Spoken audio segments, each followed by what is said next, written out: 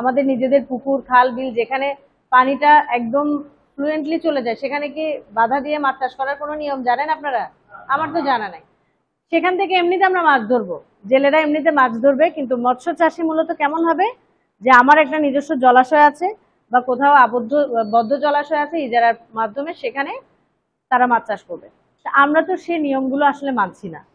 আমরা দেখা যাচ্ছে সেই স্লুইস গেটে নিজেরাই পাটাতন দিয়ে নিজেরাই সব ঘের বেড়া দিয়ে আমরা কি করেছি,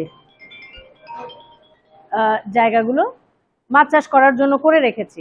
যখন আপনারাই কিন্তু, আপনারা বলতে আমি এখানে আপনারা যারা আছেন তারা বলছি না, সবাইকে যারা এসবের সাথে যুক্ত আছেন তাদেরকে বলছি, আমার মনে হয় আমাদের অনেক বেশি সচেতন হওয়া দরকার। মাছের ভাতে বাঙালি এই প্রবাদ যেন কি হয়ে না যায়, এটা পরে যেন পরিবর্তন হয়ে না যায়।